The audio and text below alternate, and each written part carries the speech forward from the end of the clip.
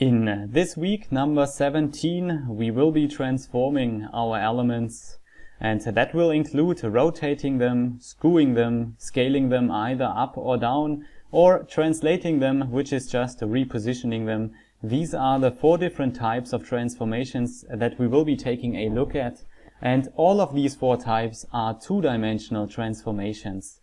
So that we are on the same page what 2-dimension is actually referring to, let us therefore very briefly go back into history to the years 1600s, where there was a person, his name was Descartes, and he was lying in his bed looking up to the ceiling, where he was seeing a fly on the ceiling, and his ceiling was also divided up into individual tiles, as it is the case on this image.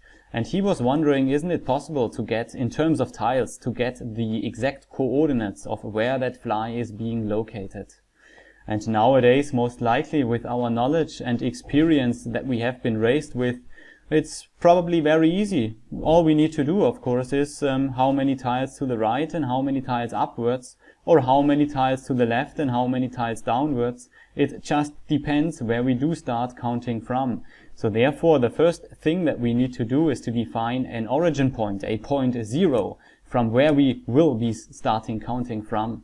And once we have defined that point, then we can determine 1.5 tiles to the right in this case and 3.5 tiles upwards. That is where this fly is being located.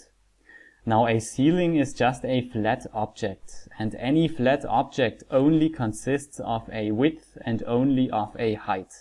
And in scientific terms, the width is represented by an x-axis and the height is represented by a y-axis.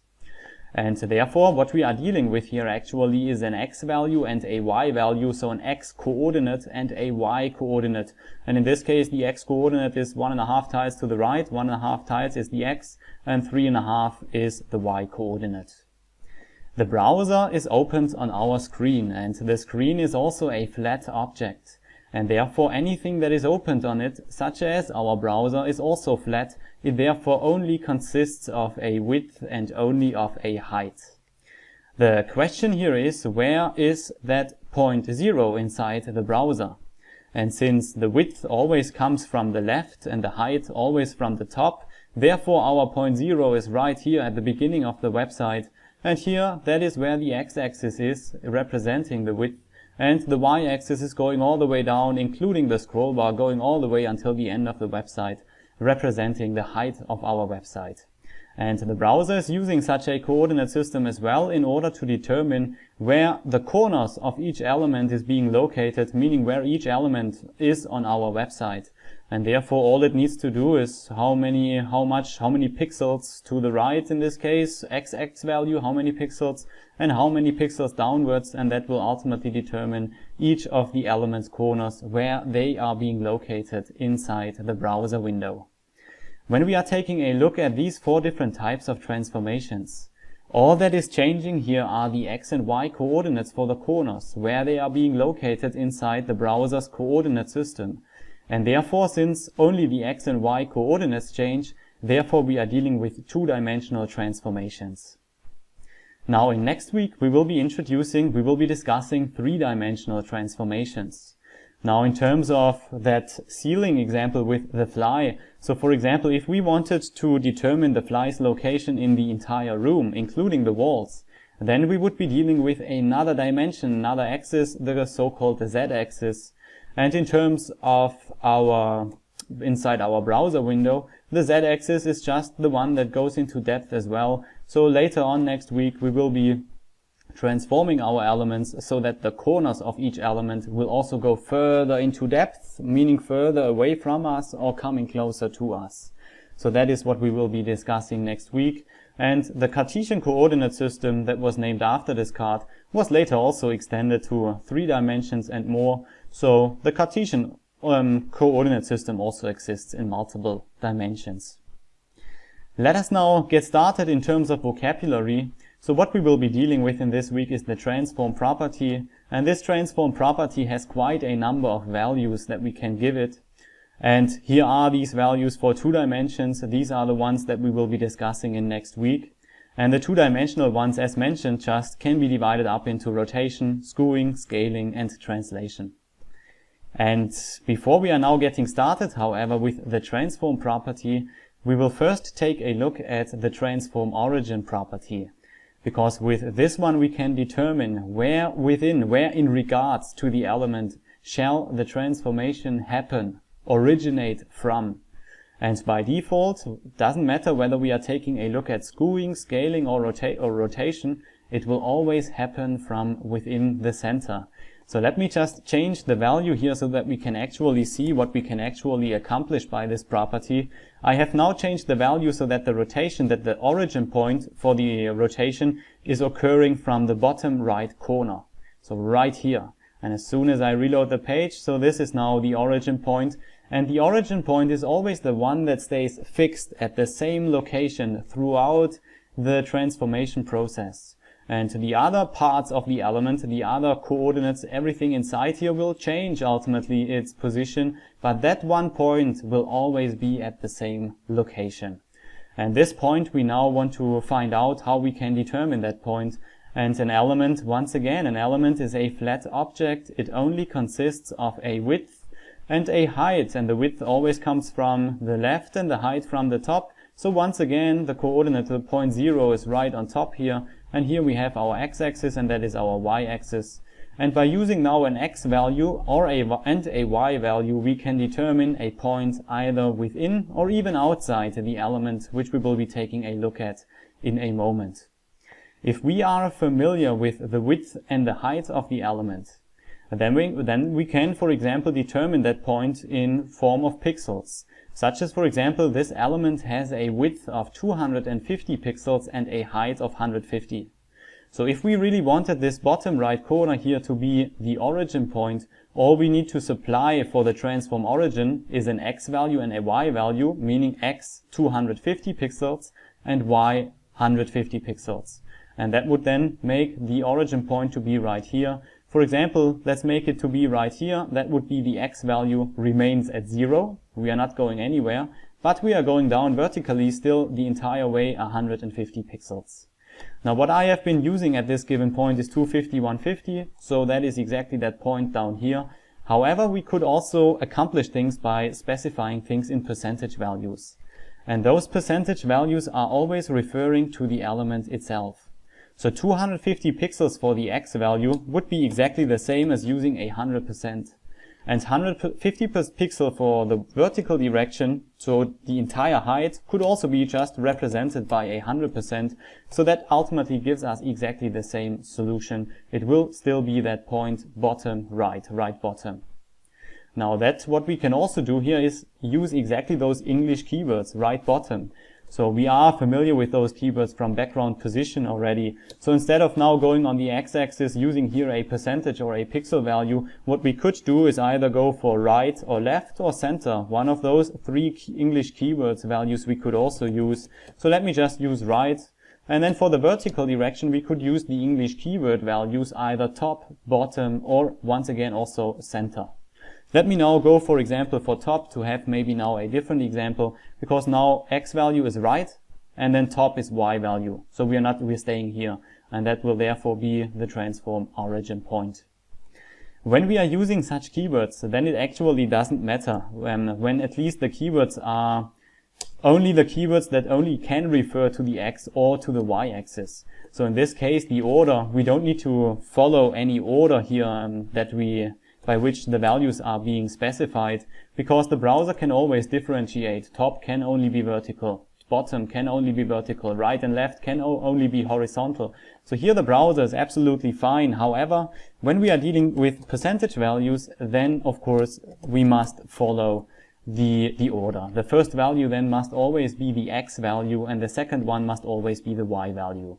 And these are actually the values that the browser is using by default, the default values for the transform origin property, which are 50-50, which makes our elements to be transformed from within the center of the element.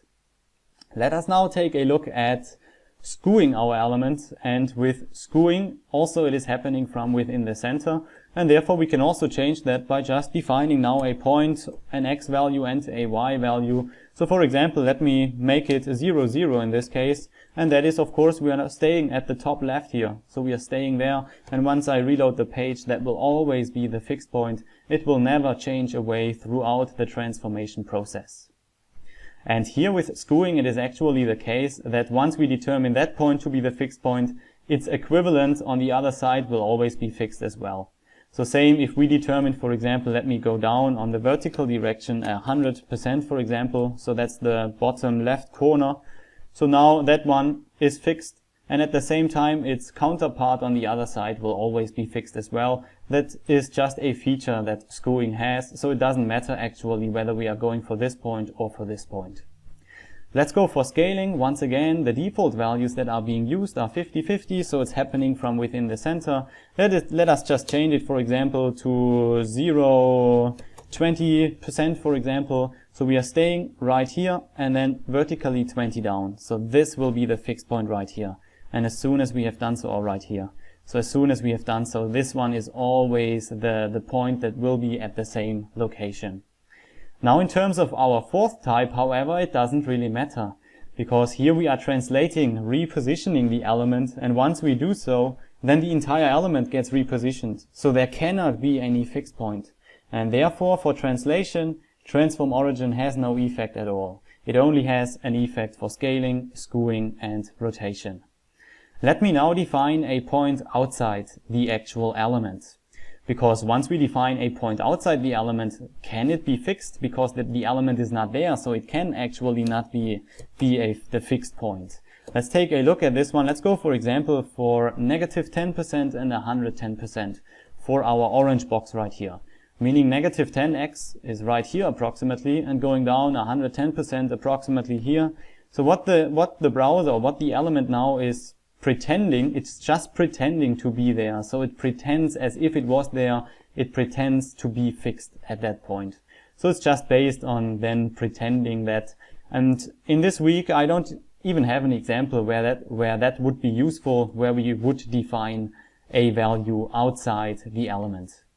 Now I want to very briefly compare it to background position. So what we could not do, what is possible with background position, there we could actually use keywords in addition to pixel or percentage values. So for example, we want it to be from the left, but they are 10 pixels away. So this doesn't work here. So we can really only use one single value for each x and y, no multiple values. And for the transform origin, there is actually even a third value. And that's the value for the z-axis, which we will be working with next week, the z-axis. And here that value cannot be a relative value, such as percentages. Because percentages are always relative. 50% of what? And the z value, the depth is inside the browser, depth in general is considered to be infinite. And therefore 50% of infinite doesn't yield any result. So the third value can only be such as pixels or viewport width, viewport height, etc., but not relative values, and it can of course also be negative. However, the z-axis, of course, we will be introducing next week, so the depth and the infinity of it we will be further discussing next week. Let's go into actually transforming our elements. And before we do so, however, I want to mention something that is generic to transformations. And that is what we can see here already. So whatever transformation type we will be applying, the content that is inside the element, in this case it is just text, but whatever is inside the element will always be affected as well. So that's the general rule number 1 for irrespective which type we are discussing now. Then comes general rule number 2. We can see it here, the orange box is now overlapping the blue one as well as the red one. However, these elements I did not take out of the flow. This is something that happens automatically once we are transforming an element. They will be taken out of the flow, and that is absolutely a good thing.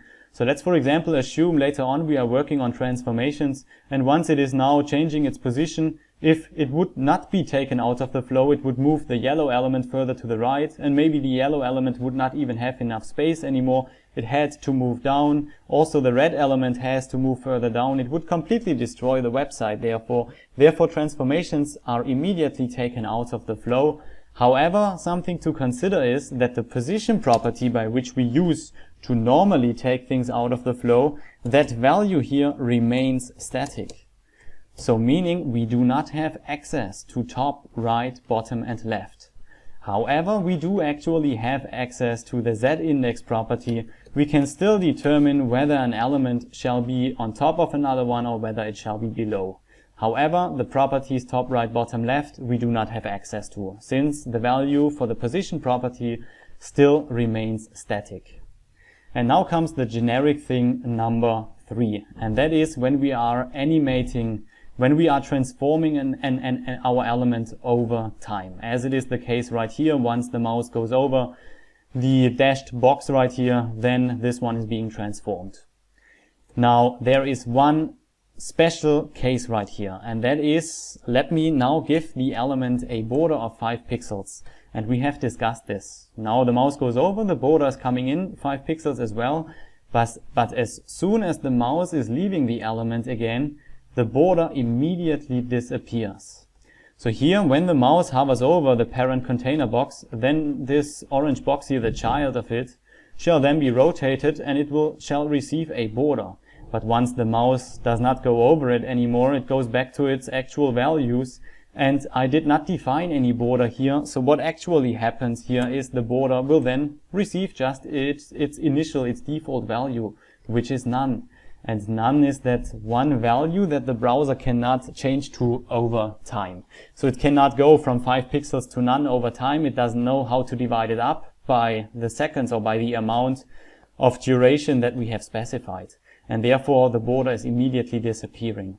So what we therefore needed to do, what we did already, is we specify just a border, 0 pixel, solid in whatever, doesn't matter, solid in blue. And that ultimately then gave us the result that also the border will disappear over time from 5 pixels to 0, because now the browser can divide the duration by that, going from 5 to 4 to 3 to 1 to 1 to 0.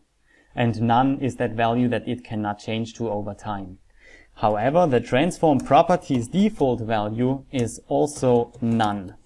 And therefore, actually what should happen is that the transformation should actually not change to over time, because none is nothing that the browser can work with. However, that is the special case for transformation, because here the value none gets always replaced by so-called identity, or let's just call it default values. And for rotation it's just no rotation, so 0. And for scaling, for skewing, and for the other one translating, it will also be no skewing, no rotation, etc. So no. And therefore the browser needs another value than none in order to do its calculation, something that we will get the logic behind it later on when we are discussing at the very end the metrics. However, for now, all we need to consider is that once we are applying a rotation, what we do not need to do is now go for rotate 0. We don't need to define that one, because the browser is already replacing that none value. Okay, now let's get started with the 4 different types here. And we will now be starting with rotation. And then we are going over the individual types now one by one. And we will always go into a random element first in order to get familiar with the individual functions that we can use here. And then ultimately we are going immediately into examples. Then we go into skewing. Then we go into scaling in the same way, then translating. And then finally we are combining things, since we can of course not only skew an element or rotate it, we can of course also skew and rotate an element. So we will have here also a couple of examples and take a look how that one is done. And then finally we will take a look at a matrix, because it doesn't matter what transformation we give to an element, the browser will ultimately always convert it into a matrix, and that will ultimately give us the reason why this none value is being replaced. So let's get started with rotation, and let's just apply it on this random orange box right here.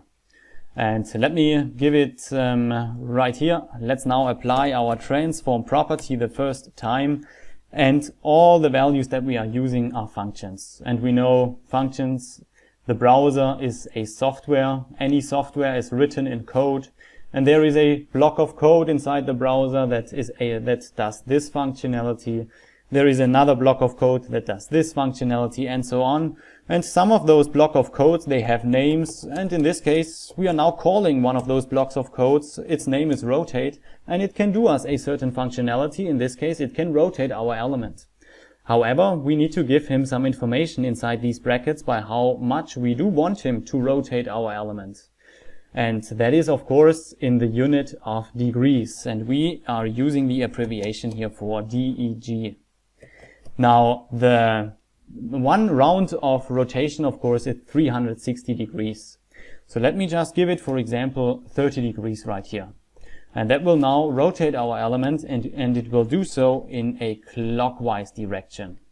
And once we are going for a negative value right here, the browser will rotate our element counterclockwise. So that's it already here. Actually, there is one more thing to discuss, because rotate is actually the same thing as rotate Z. So meaning rotating around the Z-axis. Now, isn't the Z-axis the one that we will be introducing in next week? And therefore, in order to understand why the Z rotation is actually two-dimensional, therefore let us take a look at this diagram. Here are the axes. So here is our x-axis, that's the horizontal one. Here is the y-axis, the vertical one, and the z-axis goes into depth, and it would actually go right into depth at this red point here. However, if we would draw it this way, we wouldn't see it. We wouldn't even be able to draw it. So therefore it is just a common way to draw the z-axis a little bit further to the left, so that we can actually draw it and see it. So that's just the point. But it is really going into depth right at this red point, right into depth there. And now let's assume that we are hanging on to the z-axis, and which is right going into depth right here. And if we are rotating around it, we are rotating like a propeller, like it is the case here. And when we are rotating like a propeller, then all that is changing are the x and y coordinates of the corners, nothing else. And therefore, this rotating around the z-axis is actually two-dimensional. In comparison, the x-axis rotation, once we hang on to the x-axis or the y-axis, and we rotate around the y or the x-axis, so here for example is the y-axis rotation, then we are actually going into depth, and that is the reason why x and y rotations are actually three-dimensional, and the z-axis rotation is two-dimensional. So it doesn't matter whether we are using rotate z or the rotate function, it will ultimately accomplish the same thing.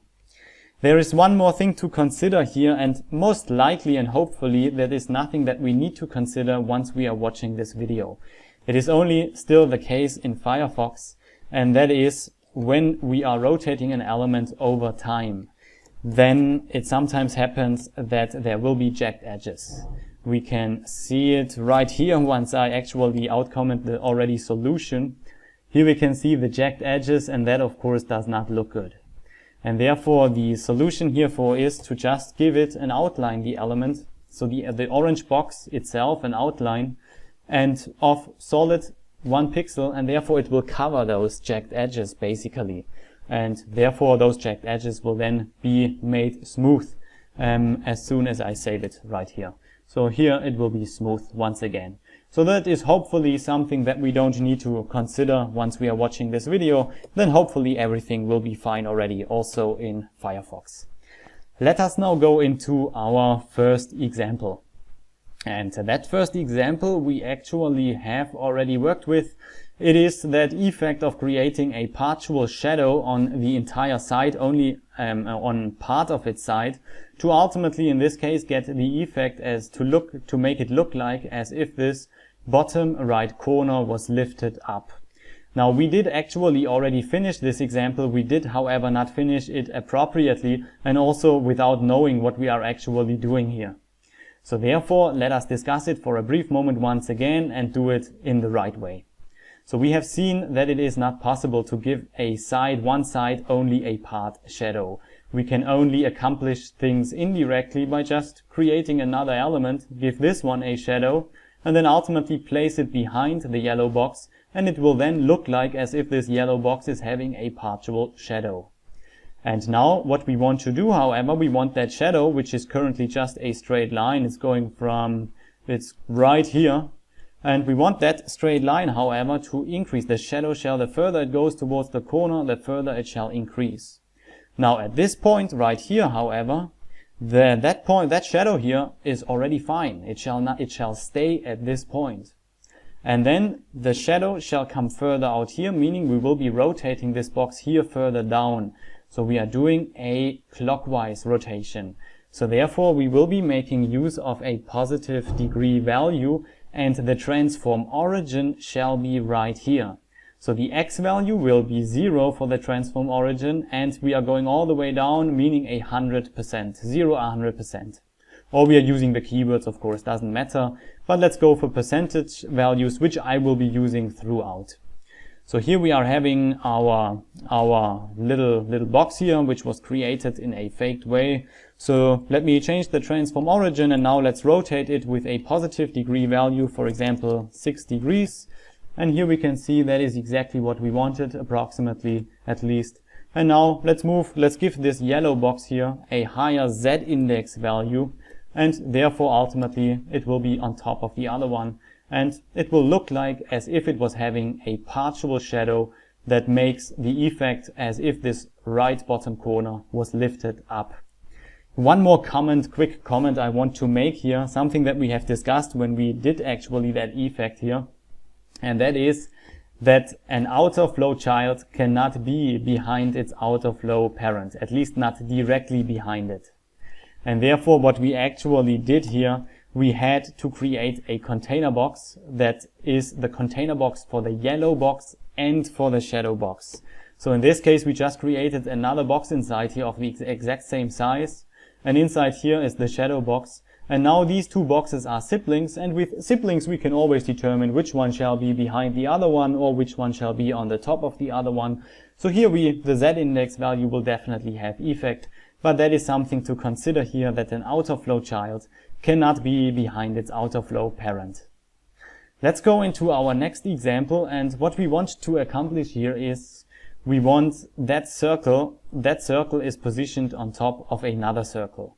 And this black circle shall open up, so the content of the other circle which is behind it will then become visible.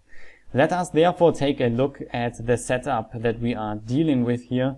So here we have the two circles which are positioned on top of each other. Let me outcomment the black one. So here is the other one underneath. And whatever belongs together as usual shall have its own container box. And this is also the container box that we will be using. When this container box is being hovered over by the mouse, then we want this black child, the black circle, we want to roll open so that the content of the other circle becomes visible. Now what I have actually also created here is another sibling inside here. I have created this one in a faked way in CSS using the after or before pseudo element selectors together with the content property. And I have created another circle, but this one only has stylistic purpose, therefore I created it in a faked way. It has no content purpose at all. And this little circle, it shall indicate that here the two other circles are stapled together. Meaning when we roll open the black one, then it shall always stay at that position, right in the center of the circle. So that is really the indicator. That's where the circles are stapled together.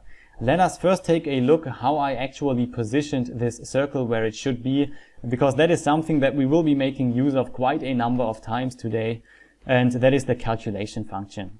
So first of all, I have moved it from the left of its parent. It's of course position absolute. The parent is position relative. So these values refer to the parent's size, and the parent has a size of 200 to 100, which is the container box in which everything is inside.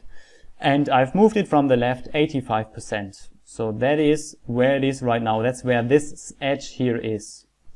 So, and from the top, I have moved it right to the center. And we can do so by moving it from the top 50%. And however, that will then make the top side to be in the center. So we still want, however, the center to be in the center. So we just move it negative half its height here. So that is something that we will be making use of quite a number of times in this week using the calculation function. and that will ultimately bring now the circle right into the center. And now since we want that center part here to be the origin point, therefore we also need to now use the calculation function for the transform origin. We want it to be from the left, the x value shall be from the left 85%, but that is right here, plus half of its width, which is 10 pixel. Its width is 20. And from the top, we want it still 50%. That's fine. That's absolutely fine. So let's make use of the transform origin. Therefore, we will be making use of the calculation function. We want it to be 85% from the left and then plus 10 pixel, half of that width of that little circle. And then vertically 50% is fine. And now also from the when the mouse hovers now over here, then the black circle shall of course open this way. So counterclockwise, negative degree we will be using, such as for example negative 150. And of course when the black one is moving, is going to 150, it shall happen over time. So let's give it a transition. And as soon as we have done so, now this will ultimately now give us that effect.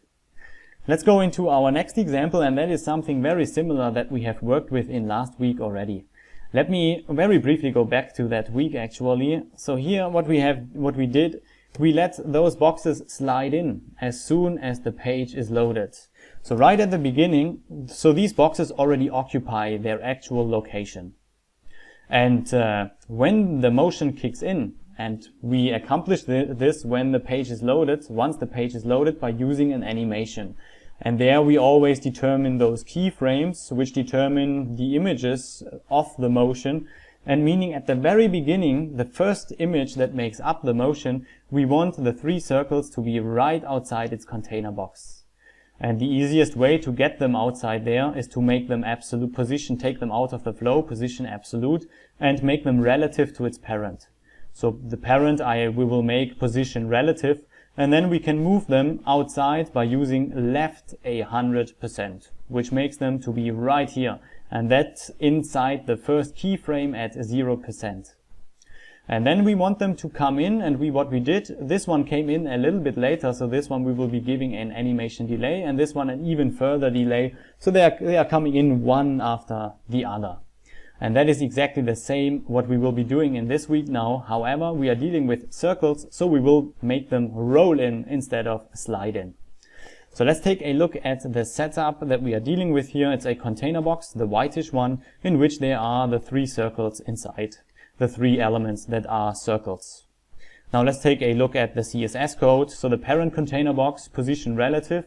All its diff children, all the 3 circles are position absolute. I have positioned them using the top property towards the center, used the top, the calculation function here. Now for all of them we will now be giving an animation with that name and a duration.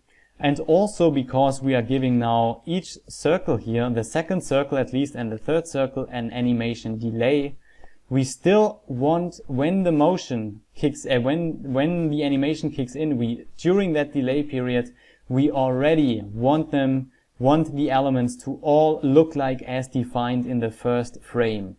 And therefore I have also made use of animation fill mode once again with that value backwards, which is telling the browser, hey, during that delay period, don't make them look like as they are right here, since the motion hasn't yet started, the first frame hasn't yet started.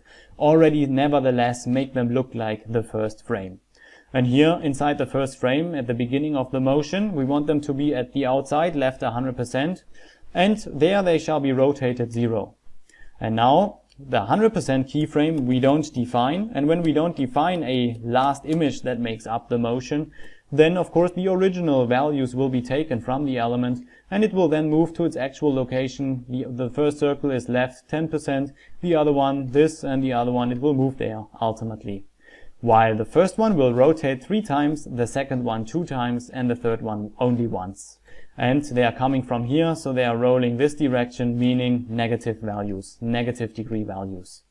And once I reload the page, this is where the circles are now rolling in. Let us now go into our second type of transformation, and here we will be skewing our elements. And we can do that not only with one single value, we can actually accomplish that using that, making that on the x-axis, on the y-axis, and we can also do things simultaneously on the x and the y-axis. So let's take a look at the individual functions that we do have available here. First of all, now of course we're still using the transform property, this time however with the skew(x) function. And once again, skewing is also defined in the unit of degrees. For example, once again, let's go for those 30 degrees right here. And that has now skewed the x-axis. The x-axis is our horizontal one. Therefore, the left side of the element and the right side of the element are affected. Now, the question becomes, how can we now remember when something is positive and when something is negative? For example, if we are now going for a negative degree value, it's going the other way. So the easiest way, and therefore I have also included that image in here.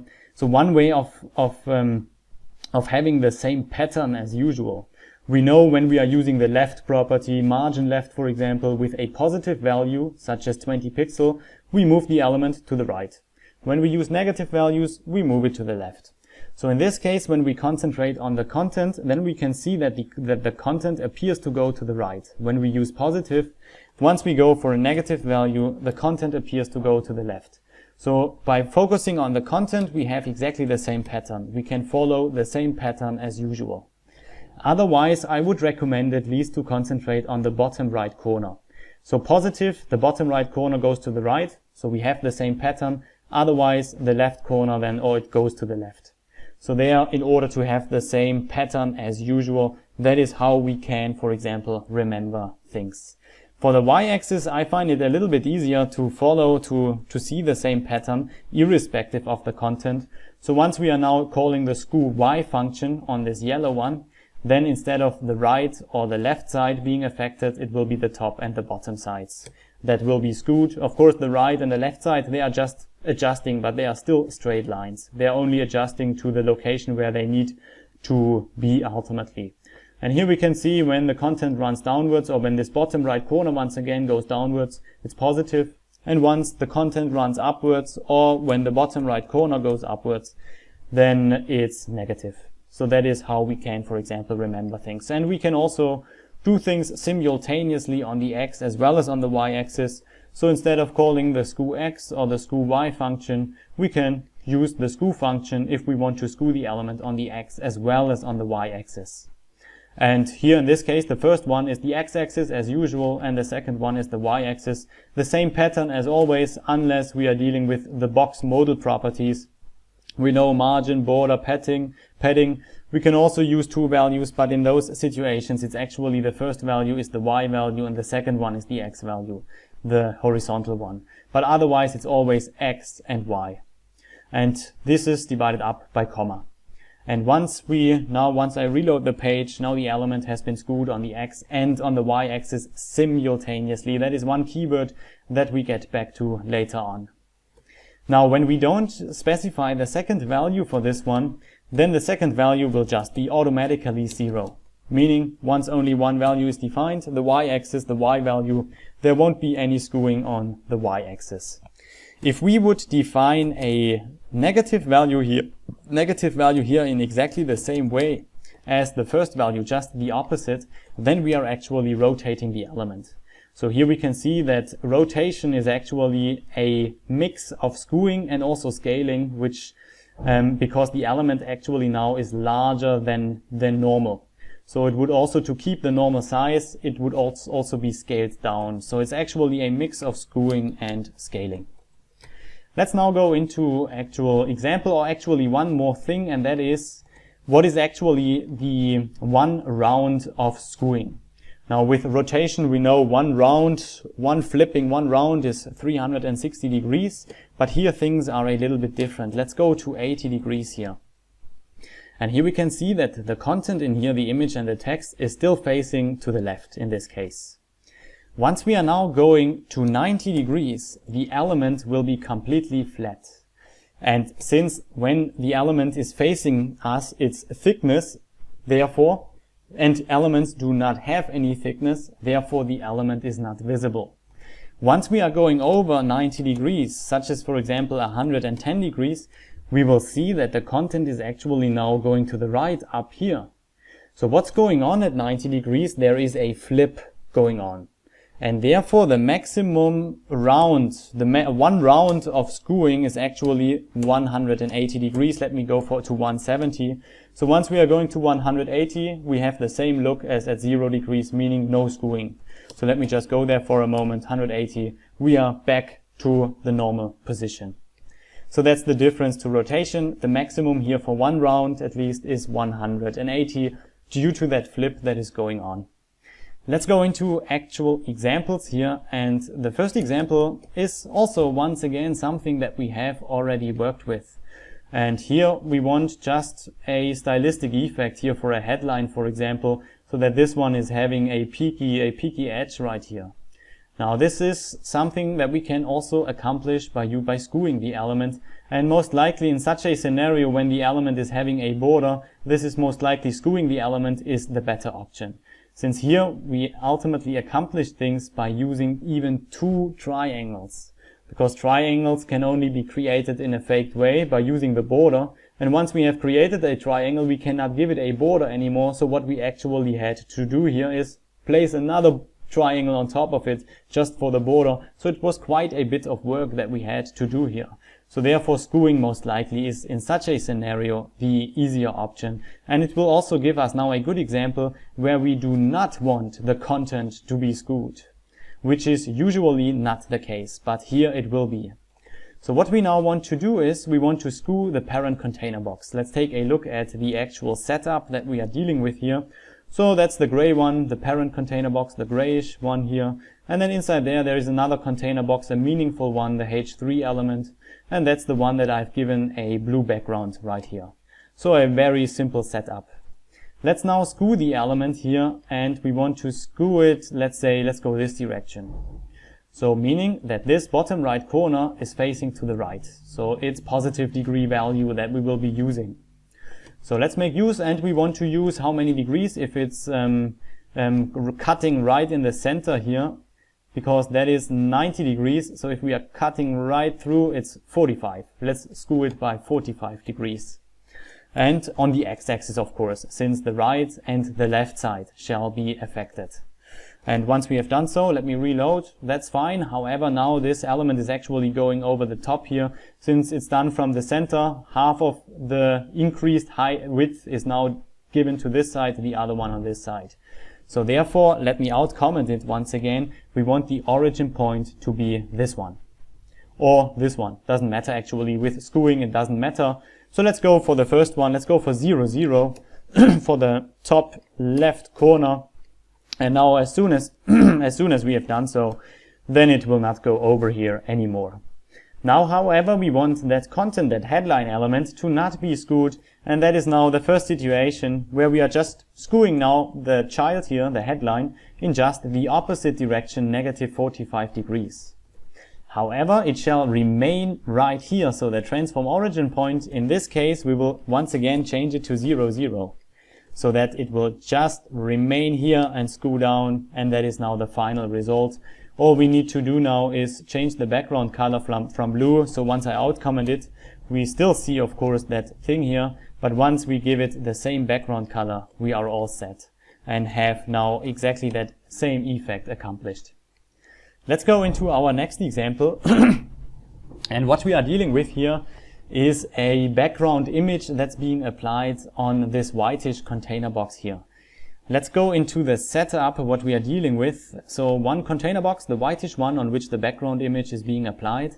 And there are three other elements inside here for the purpose of text. So this text is not part of the actual background image. That is text from those three different elements. And those ones I have taken out of the flow so that we can make use of the left and the top property. So that is exactly how I have positioned this text, this element in which the text is inside, using top, and so that it refers to the parent, I have made the parent position relative.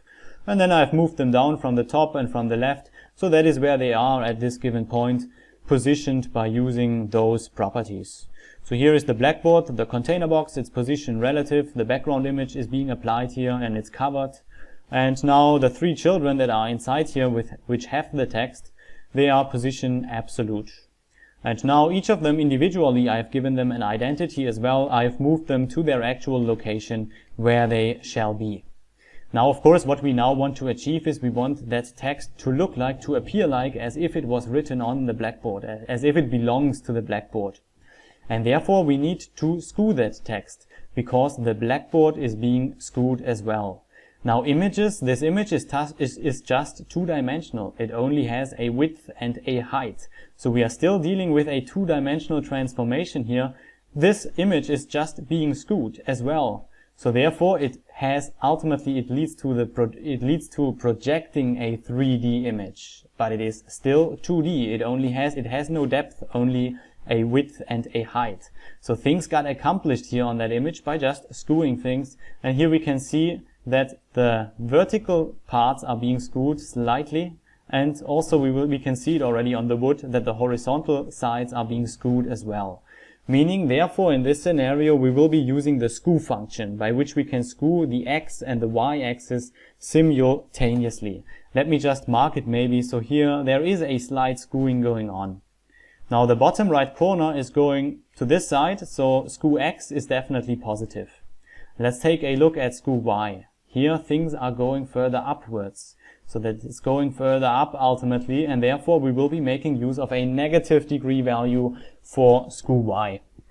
And the amount is just very little. For x it's actually 3 degrees, for y it's something like 2 degrees. Of course, something that I have tested already previous to recording this video. And so therefore the first value we are calling the skew function. First is positive, the x value, and the second one will be negative 2 degrees. And that will at least give us the first result now for the first one. Now this image was actually not drawn correctly, because here the skewing, the further it goes down, the more skewing is going on. So it's not been realistically drawn actually. So I have tested it, as I mentioned already. The further it goes down, the more we need to actually skew it. So in this case it's 2.5 degrees. And then this one I have been skewing now on the y-axis by negative 3 degrees even. And that approximately now gives us that effect as if this text was written onto the blackboard. Let's go into our next example, and we will now be projecting a 3D object. Images are 3D projections, even though they are 2D, and that is exactly what we will now be building. We will be projecting a 3D object, even though it is just 2D. And what we now want to project, what object is a statistic bar, and let's concentrate on the blue one rather than the transparent one here. So what we are dealing with here are 3 elements ultimately. One that is representing the front, the other one is representing the side, and then we have a lid, a top part. That's number 3. Now the front one is not being skewed, and I have already given it on the example that we will be working with in a moment. I have given it a width of 160 pixel. And therefore the top part, since it is just placed on top of this front element, it will therefore also have a width of 160 pixels in order to fit exactly on top of it. Now this one could actually, if we were realistically in a 3D world, then this one could actually run into depth, this one. And therefore it could actually, this side could also be 160 pixels. But since it is going towards into depth, therefore it just appears to be smaller. Now in this week we will not be going into depth. However, we will be faking depth. We will be projecting it. And therefore what we will be doing, we will just make it smaller. That's it, nothing else, even though it might be the same width as here. So therefore I have given it 40 pixels just in width so we can have that faked 3D object here. And therefore the height of our lid must also be 40 pixels, so they fit on top of each other. Now let's take a look at the skewing that is going on here. So for our box number 2, there is skewing going on the y-axis, top and bottom. And things are running further to the top, so negative. We will be making use of a negative degree value. And how much is the question? Here we are dealing with 90 degrees. We want once again the center, so 45 degrees we will be using. Now for the y-axis, on the other hand, for our top element, we will be skewing on the x-axis, the left and the right sides. And here once again 45 degrees. The bottom right corner here is going to the left, so here we will be making use of a negative value as well. Both y and x will be negative. Now let's go into the actual setup that we are dealing with here. So first of all, into the HTML code, one container box, whatever belongs together as usual, shall have its own container box, and there are 3 elements inside. I have positioned them already on top of each other, so that we have position absolute, so that we have access to left and top, which we will be using those properties, and the parent is the relativity point. I've made this one also position relative. Inside the CSS code, so this is the parent, position, relative, then all the children, all the 3 of them inside its parent are position absolute. And now let's take a look at them individually. So the front one has a width of 160 pixels, which is this one, the larger one. Now the other one, the right one, has only a width of 40, which is this one, but has exactly the same height still as the front one, of course, since it must fit in the height here as well. And the top one has a width of 160 and a height of 40. So it fits right on top, and also it fits with the right part then together. Now let's move them already out. The right one from the left 160 pixels, so it's right outside here. So that's where it is. And let's also move the other one further to the top, meaning negative in our usual pattern. Negative is always upwards. And now all we need to do is now skew them by 45 degrees, and also we need to pay attention to the transform origin point. What point do we want to be fixed? Either this one or this one here at the bottom. And here for our y-axis, either this one or this one, doesn't matter. But these shall be the fixed point. Meaning, let's go for example for this one, meaning that's 100%, 100%. Let's go for that one, and 100%, 100% or 0, 100 would also be possible. And now let's skew it negative, as we have discussed, negative 45 degrees. And that will give us now the first result. Now let's go for the next one. And here we want the origin, let's make it 0, 0, just here or here, doesn't matter which one we are using. And transform origin 0, 0, and y-axis is running upwards as well, so negative 45 degrees, and that finally gives us the result. It looks like we are projecting a 3D object, even though we are still dealing with 2D. This one is just a fake. It has in fact a smaller width, even though this one could be actually, if it was going into depth, have the same width as this one. It's just a fake, a projection of 3D, nothing else. Let's go into our next example, and that is scaling, our next type of transformation. And here we will be scaling the elements up and down. And whichever type of transformation we apply, it's always referring to the element itself, if we have seen it already. So here it was referring to the left and the right side of the element. And now it will be referring, in this case, to the width of the element when we are scaling the element. So we can scale the width, reduce the width, and we can scale the height on the y-axis. And once again, we can do things simultaneously. Let's start with scaling things on the x-axis. And therefore, we are calling now the scale x function. And in this case, we are not working with degrees anymore, but with alpha values. Alpha values are percentual representations of what we want. In this case, we are referring to the width. And for example, if we are going for 0.5 or 0.5, which is the same, 0 we don't necessarily need. So 0.5 is referring to the width, meaning 50% of the original size. And that is now how we have scaled the width down. If we are going therefore to 1, it refers to the original size, 100% of the original width, meaning it will have its original width. And if we are going over the top, over 1, we are increasing the width. So 1.2, for example, would be 120% of the original, and so on. And we can go for 123%, 0.4, 5, 6, whatever we ultimately want. And that will now increase. It's always referring to percent. So these alpha values we know, for example, from our opacity property. There we have used those alpha values already. 1 was referring to no opacity, 0 was referring to 0 to null opacity. So here, that is scale x. So let me now move it to 0.5. And scale y is referring to the height, as always, to the element itself. And this is now 150% of its original height that it now has. And we can do things simultaneously by just calling the scale function, which one accepts two values divided up by comma once again.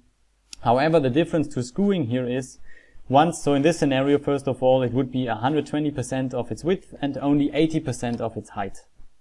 And once we do not define now that second value, here the difference to skewing is the second value will not be 0. Because if that was the case, that means 0% of its actual height. And that would make the element to be gone. Since no height, no element, it will be visible. And therefore the default value that is being used here instead, when we don't define it, is always the same as the x value. Because most often also we want things to scale proportionally, so therefore it's most likely what we want, that's therefore the default y value that will be used once we only make use of the x value. So here things happen therefore proportionally. Now what is actually the difference to scaling the element and changing the width and the height? So first of all, the content is always being affected. That is something generic for all transformation types. The next thing is, for example, that here things are right now by default always being done from the center, meaning it's going out to each side from the center. If we are increasing the width in comparison, the width always comes from the left, meaning the element only increases to the right, and the height only increases downwards. So these are two differences to changing actually the width and the height. Let's take a look at our first example. Once again, it is one that we have already worked with. However, we have rather focused on the color here in that example, how to get the color in from each side. And we had a little bit of text inside here actually. And we brought that text in by changing the font size over time, going from 0 pixel font size to 18 pixel, for example. However, font size has some buggy behavior, not only in Firefox, so therefore it is always recommended to not change the font size over time, not necessarily at least, and rather to scale things up and down. It's the better option. And that is what we now want to accomplish. In particular, in this case, we are also dealing with a border, and a border is not being affected by font size, so therefore scaling is the option. So what we are dealing with here, first of all, in terms of our HTML code, here we are dealing with a container box. That's the container box for the entire circle. Then that's the circle itself, sorry. And then inside here is just a container box for the entire text. Whatever belongs together shall have its own container box as usual. So that text, that's an element with some text. And this element has a border even underneath its element. And this entire thing, so meaning this element in which the two text parts and the border is being applied upon, this entire thing, this entire element, we want to scale down already from the beginning. And when the mouse hovers over, it shall scale up. So let's take a look at the CSS codes right here, what we are dealing with. So that is our container box with the text. Let's scale it down. And when the parent container box gets hovered over, then this one shall scale up once again to its original size. Nothing else, very simple. And here we go. That ultimately gives us that effect. Let's go on to our next example, and the next two examples have exactly the same setup. What we are dealing with in both situations is always a container box in which there are inline level elements. Images are by default inline block, and they are next to each other. Therefore, they are treated by the browser as if it was text. So I have removed the white space in between it manually already. And here as well, 3 inline level elements, inline block level elements inside. And the white space in between them I have removed manually already. Let's go into the CSS app and what we actually want to accomplish here. And that is a thumbnail gallery, such as it is the case right here. So as soon as the mouse goes over, it actually increases in height and width. It does so proportionally, in this case, happening from within the center of the element. And therefore, we will be making use of the scale function, by which we can do things simultaneously, the height and the width. At the same time, when the element is being hovered over, let's also give it a little bit further margin on the right and left, so things do not overlap each other. And inside here, so over a duration, of course, when the images are being hovered over a duration of half a second, when for all the images, and when then they are hovered over, then they shall be scaled proportionally. So therefore, we only need one single value here. The y value will then be the same. And as soon as we do so, right now things overlap. Let's also give it a margin a little bit, and that gives us now that result. Now the next example, what we want to accomplish here is we want our elements to not be visible when the page is loaded. And then once the page is loaded, they shall come up one after the other. Pop up basically, meaning all of them from the beginning, all of these boxes will be scaled down to 0 already. And then we will be applying an animation that will then kick in when the page is loaded. And then one after the other they shall pop up, meaning they shall scale up to their original size once again, that we have given it already. And then this one therefore will have a little bit a delay, and this one and even a little bit a further delay being applied on it. Let's take a look at the setup. So for all these elements, for all the 3 children inside its container box, we will now be giving it an animation, and we will be scaling them down from the beginning to 0. So its width will be down to 0 and its height. Now the second box will have a little bit a delay being applied, and the third one as well. And so that these that the delay is actually, let me continue here. So when we are applying now the animation for the given name that we have given it, so ultimately we need a keyframe at 100%. So that then at the end of the motion, meaning at the end of those 500 milliseconds, that image shall then have, the image shall look like as if the images are scaled up to 1. So that is what we now have. One is popping up after the other. But what I wanted to refer to here right now, of course, that word forwards here, that's for animation fill mode once again. So that one we are using in this case to tell the browser, hey, when you are forwards, when you are reaching 100% of the animation, stay at that look. Make that stay at that look and don't go back to here, because here the element would actually be disappearing once again once they have popped up. So therefore animation fill mode forwards in this case. Let's go on to our last type of transformation, and that is translating things in 2 dimensions, of course. And translating, all that means is repositioning our elements. And we have seen for translating, for repositioning them, the transform origin has no effect, since the entire element is being moved and there cannot be any fixed point. And we can do things once again on the x-axis, the y-axis, and we can do things simultaneously. And as usual, the x-axis is referring to itself when we are now applying the transformation. It's referring to the element itself. So let's take a look at the values that we have here. We have the translate x function. And this time we are using length values or percentage values as usual. So those we wanted to move that's and that much further to the right or left. That is the x value, for example, 20 pixels. Now it has moved 20 pixels to the right.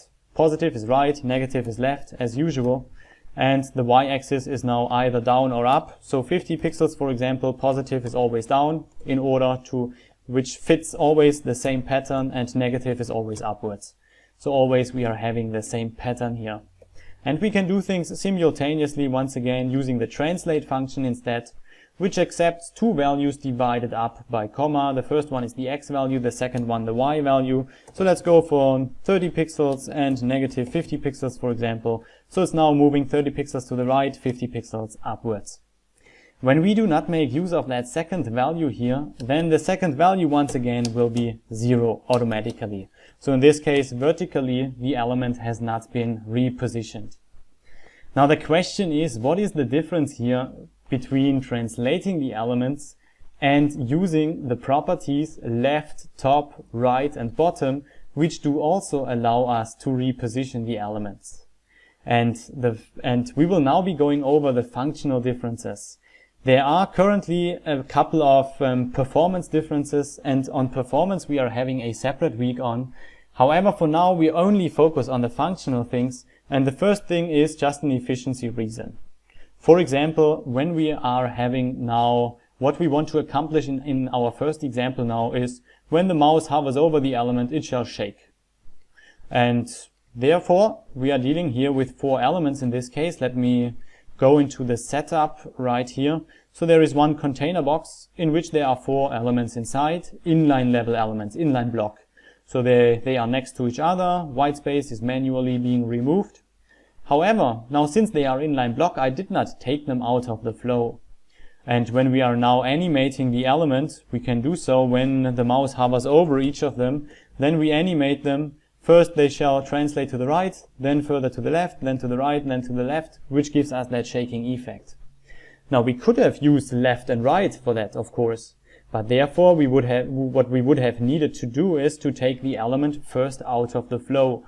So there would be additional code to write. Why would we take the element out of the flow if we also do have that option of translating things? So in this case it's just an efficiency benefit, nothing else. And now comes the actual benefit, or the actual difference between both of them. And that is exactly that things are referring here to the element itself. Whether we are using pixels or percentages, it doesn't matter. Let me go into an example right now. And that is when we are first rotating the element. Let me do that. And that is a combination. We are now doing two things, something that we will be discussing in a moment, but that's not the point here. What I want to bring across here, that the transformations are always referring to the element itself. Meaning as soon as we have rotated the element, the x sides of the element, the right and the left, are now facing a different direction. Meaning if we are now translating it on the x axis, further, let me use a significant value here of 200 pixels, for example. It's going this direction, going all the way this direction, since the x side is now facing this way, or it's going with negative values this way. So that is the difference here, since here we can move the element whichever way we want to, in comparison if we are using left or right, for example, all we are always moving to the right or to the left, nothing else. It will never go in a diagonal way or anything. Same for the vertical direction. Here we can move the element depending which way the top and the bottom sides are facing. That's where it will be moving. And if we are using the top and the bottom property, it will always either go down or upwards. Always the same. So that is a key difference that's going on here. Now let's go into another key difference here, which is based on the same reasoning, because it's referring to itself. Let me bring the orange box back to its original position. And since it is referring to itself, that is exactly when we are using percentage values, it will refer to itself. So x is its width, so it will now move 100% of its width further to the right. And same happens on the y-axis, just for the height. Once we use percentage values for translate y, it will move once its height further down if we are using 100%.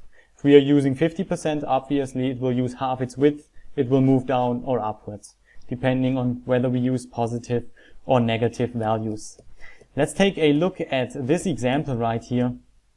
And here that is for example, a radio station kind of setup here, and which can ultimately rotate around. And behind this one there are a couple of other ones, and behind this one also, and they ultimately can rotate around then when something gets clicked. So maybe something that we have seen already. But in such a setup, it can be done. It's at least one option, and it's one good option to do so, to first of all stack all elements on top of each other and bring them right to the center of its container box. And then from that point onwards, move them out to its actual location. So let's take a look at the setup that we are dealing with here. So there's just one container box. In this case, there are only 5 boxes inside there. Now let's take a look at the CSS setup that we are dealing with here. So the parent container box position relative, and all the children that are inside there are position absolute. And I've given them a width of 20%, meaning horizontally they will be in the center when I use left 40%. Since half its width is 10%, so 50 would be right the center. Now from the top I have used the calculation function, since we are dealing here with pixels. And when we want 50%, meaning negative, it's actually 50, why actually, and 50% negative 50 pixel will therefore bring them right to the center vertically. And all of them were at the beginning on top of each other. Let me just show it by commenting this one here. So all of them were on top of each other, and then I have moved them outwards by using translate. 100%. Once its size, it shall move to the right, then it was right next to the other one, and then from that point onwards I have scaled it down, which ultimately gave us that solution. It's one option that we have when we are doing such a setup, and it's a very good option actually when we are dealing with such a setup as it is the case right here, where multiple elements of the same size together build something together. That is one way at least of accomplishing things. Now the reason why we are discussing this now, if we would have used now the left property instead, let me bring it on top of the other one once again. Of course, the left property is referring to the parent element that we have taken out of the flow. So in this case, the parent element, the whitish one, we have made position relative. So therefore the left property will now refer to its parent and not to itself. So how do we get it now next to the other one? We don't know. It always refers to itself. We have no clue. If we are using percentage values, for example, it will now be outside the box right here. So here absolutely translate would be the option instead of using left or right, whenever we need to make the element relate to itself and not to one of its parents. Let's go into our next example where, for example, it would not be possible to use translate. Instead, we would need to make it relative to the parent.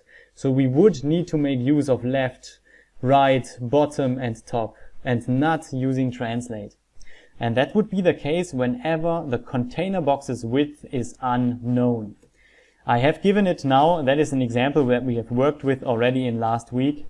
So I've given the parent container box a width of 600 pixels.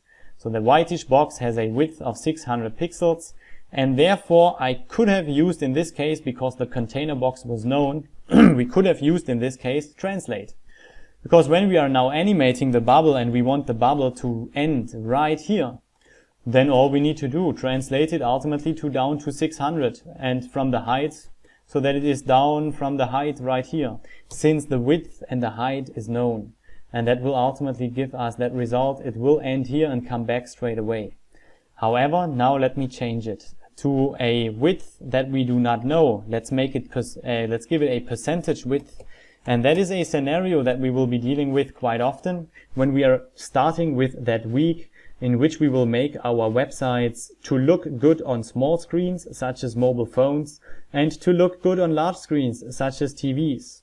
And therefore we will often be working with percentages to ultimately make our entire website just dependent, just relative to the screen size. And therefore everything will expand or decrease accordingly, just according to the screen. So in such a scenario, 40%, let me set the overflow to visible. Then, now in this case, of course, the bubble is still moving to 600 pixels. And in such a scenario, we would not know how much to move the bubble, since we don't know how much that here is. 40% is 40%. It's relative to the parent, but the parent may be relative to its parent. So it's just not possible. In such a scenario, we would want to make the bubble relative to its parent and not to itself, and therefore we will now be making use of left and top with percentage values instead. And of course, in order to use left and top, we of course need to take the element out of the flow, and it shall be relative to its parent. So it doesn't matter what width the parent has, the bubble will always end here and come back from that point onwards, and it will not matter what size we will be using, since everything is relative, 60% for example, since everything is relative now to the parent, it will always be fine. So that would be a situation where we would go for left, right, bottom and top, instead of going for the other option of translating. Let us now go into combining things. And since we have just seen it actually right here very shortly, we can not only scale or rotate an element, we can scale, rotate, translate, we can use multiple transformations up on our elements. And all we need to do herefore, we need to just use white spaces and use multiple functions, nothing else. Let's take a look right here. And we can, for example, skew our element on the x-axis. And then just by separating things by white space here, we use now a second function. And here we could use now translate x, for example, and we could use rotate and so on and so on. So we could use as many values as we want to, as many functions for the transform property. As soon as I reload the page, we will have now this result. Now, what is the difference in this case? Skewing it on the x-axis and skewing things on the y-axis, we could actually already accomplish by just calling one function. So let's take a look at this one, and it will look differently. And that's now the key point to consider when we are using multiple functions. Because the browser will determine the end position where the element will be at its end point. It will determine it by doing each function one by one. Meaning it will first skew the element on the x-axis by 30 degrees, and then from that position onwards, it will skew it on the y-axis, which will lead to a different result, because skewing is doing things simultaneously. For each little bit of skewing on the x-axis, there will be a little bit of skewing on the y-axis. And this one becomes very much relevant when we are making use of scale, rotate, and translate, for example. Such three combinations: translate and rotate, or scale and translate. These are the combinations. Always translate with scale or translate with rotate. There in particular it will affect us. For example, let me now rotate the element, and that's actually something that we have seen already. Let me rotate it by 30 degrees. And now let me translate it on the x-axis by 30 pixels. Or let me do it significantly by 100 pixels. Now, as we know, the element will not move to the right anymore. We have just seen it. So that is exactly what we need to pay attention to here, since the end position for the element is calculated by doing one after the other. So if we are now translating first and then rotating, we will ultimately have a different position for the end of the element, a different end position. So that is something, the key thing here to consider. The things are calculated, in the jargon word, cumulative. But that doesn't matter. So that is one by one, that's all it means, nothing else. Let's go into our first example where we would do things simultaneously. And therefore I have created an overlay here already. And an overlay, as we know, is one of those darkened backgrounds in which then the message box becomes visible, which is always fixed, usually at least. So fixed to the viewport. And that is exactly here, position fixed. And this box we now, when the overlay gets started, which usually happens when somewhere gets clicked, but in this case when it gets started, whenever that is the case, we want that box to not be there, first of all, to be scaled down to 0, and then rotated by, let's say, 3 rotations or 2 rotations, 270 degrees. So therefore, we will now first of all, give it a rotation, an animation first of all, and then at the beginning, it shall be scaled down to 0, and it shall not be rotated, and then 100% when we don't define it, as we know, then the last image that makes up the motion will be made up of those values that we have already given to the element. And in this case, it will then scale to a 1, and it will rotate 270, which are 2 rotations. And that will give us that kind of newspaper, news kind of flying in style here. Let's go into another example, and very, very briefly, just once again with that bubble right here. So what we could have here done here as well to make it a little bit more realistic, let me once again apply an animation, and throughout, when it is now moving around, I have used translate in this case once again. So translate here again. So we can also scale it. It shall scale first in its width up and in its height down, then it's in its width down and its height up, and always doing the opposite, which ultimately gives that bubble that effect as a real bubble. So it's kind of increasing, decreasing in opposite directions for width and height. Let's do one more example, and now we are actually having that example where it really becomes relevant. Which function are we applying first? And here we are dealing with an image, and that image is actually made up of 3 images. Because we want that ball here, or whatever it ultimately is sliding down the slide, we want that ball to be behind that part of the image, but it shall be on front of that part of the image and also in the middle part. So therefore, in order to accomplish this, we hand out Z indexes, but that image must be made up of multiple parts. So therefore, let us very briefly inspect it. And here we can see, so it's multiple, that image is made up of multiple parts. Now when this ball is coming downwards, of course, to be realistic, it will be rotating. So we will be making use of rotation, and it's rolling this way, so positive value we will be using. Now, when it's going down, of course, we will be repositioning it at the same time. So we will be translating it not only horizontally, but also vertically. It will ultimately end up right here. So we will be using the translate function, by which we can do the X translation and the Y rotation simultaneously. And what we will be also doing is we will be scaling that ball since it is coming closer to us, and to be realistic, we will therefore making it greater, scaling it up, so that because it is coming closer to us, and therefore it will be greater, larger.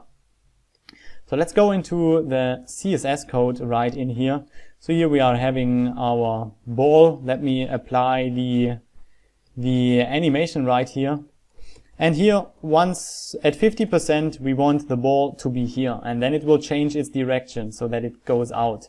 So here, therefore, we are dealing with two different frames, and then at 100%, it will just be here then somewhere. But here, it must change its direction.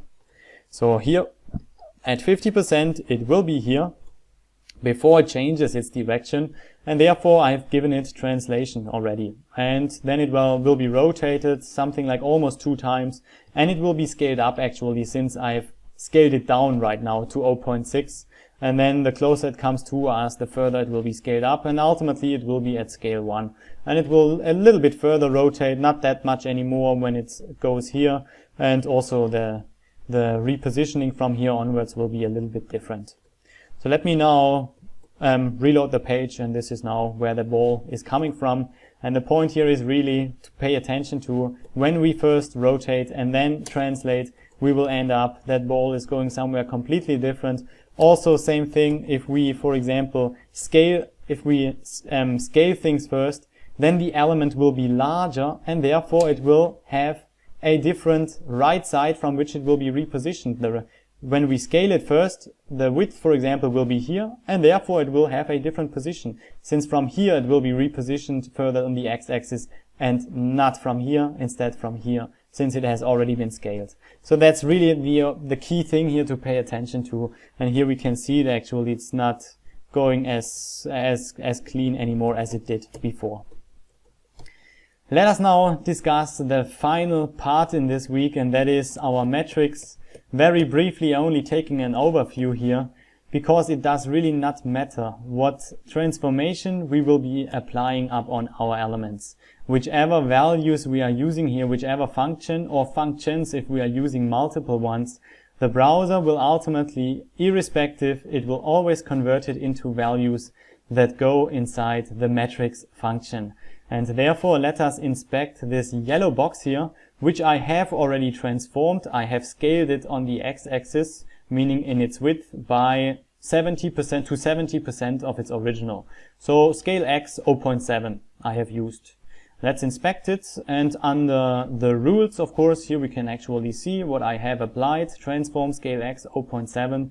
And the computed values are always the values that the browser will use for each property ultimately, at the ultimate stage. And here, if we are going to the transform property, we will see that the browser here has converted that scale x function into values that go inside the metrics function. And in this case, it just happens to be that the first value is actually representing scale x. And the reason why the browser is converting things into a matrix, because with the help of a matrix, the browser is able to calculate the new position, the new x and y coordinates for each corner of the element, where the corners will be once the element is being transformed. So what the browser is doing here, it takes the original coordinates of the element before it was transformed, and then in some way multiplies it by this matrix. And this is what it does with each and every corner, ultimately giving him the new location of each corner, and therefore it knows where to position that, where that element will then be positioned. Now, with how these calculations actually work, these multiplications, and of course what the browser also needs to consider here is the transform origin. But how this actually works at this given point does not matter. When we, however, go into JavaScript and work with transformations there, then we need to be familiar with those. And matrices is not something that is solely done inside the browser. It's an algebra topic in math in general. So it's done not only on elements but on objects in general out there. So it's a general math topic, nothing that is specific to the browser. And what I want to bring across here, however, is now that reasoning why when we are animating, when we are transforming an element over time, why we do not need to why it's not going back to that default value none. Because here when the mouse hovers over the element, then in this case it will be transformed, scale X, the width will be reduced to 70% of its original. And this is what the browser, this is what the browser will convert immediately into values inside the matrix function. And once it has converted it into a matrix, and when it is then changing to another position again, as it is the case when the mouse is not hovering over it anymore, it needs another matrix in order to continue that calculation where that element will then be once again. So it cannot work with that value none or with any other scale 0 or anything. It needs a matrix. So that is the default value by which the default matrix that's being applied, the so-called identity matrix. The identity values are in here. And all these values are representing, this one is actually representing scale X and this one is scale Y. And we know with the value 1, the element will have its original height in this case, or in this case the original width, meaning there is no scaling going on. Now this one represents translate Y, and this one, the second last one, translate X, and both of them have 0, therefore there is no translation going on, no repositioning. These two values represent skewing, and skewing is 0 here, so meaning there is no skewing going on. And skewing and scaling ultimately gives rotation, so rotation is done by the first 4 values, but since it has the original size and there is no skewing, there is also no rotation. So meaning that this matrix is representing exactly transform none. It's just in a matrix form, because that is what the browser needs. Because it has already transformed it to a matrix, and then it needs another matrix in order to continue that calculation to determine that new position. Now these values are not very hard to understand. However, the ones that have to do with skewing and rotation, they are dealing with, skewing is dealing with tangent, and rotation is dealing with cosine and sine. And therefore we won't be discussing them. We would need to reach out far further, and some of us may not even be going into JavaScript, so it doesn't matter at this stage. However, next week there will be 2 situations actually where we will be calculating a little bit based on cosine and sine. And I will just mention next week how that calculation will be done at that given situation. The y will be completely irrelevant, so we will not need to go into trigonometry, so the study of triangles. It's all based on triangles. Our elements will ultimately always be divided up into triangles. All that needs to be done is a diagonal, draw a diagonal line in here, for example. Then we already have 2 triangles.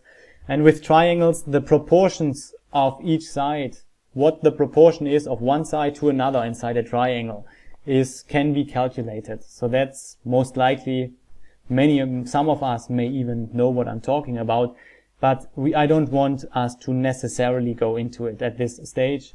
So we will just go into the how at this point in next week and not into the why. So we not necessarily need to understand what cosine, sine and tangent actually represent. But all they are doing is just a representation of the sides of a triangle. What the proportions of them are, nothing else. So that is it for this week. All we have done in this week, we have changed the x and y coordinates of our corners, and the browser is able to determine the new x and y coordinates by using this matrix. And in next week we will be discussing the z-axis, so that the corners will not only change in their x and y coordinates, but also go into depth, so also in its z coordinate. That is what we will be going over in next week.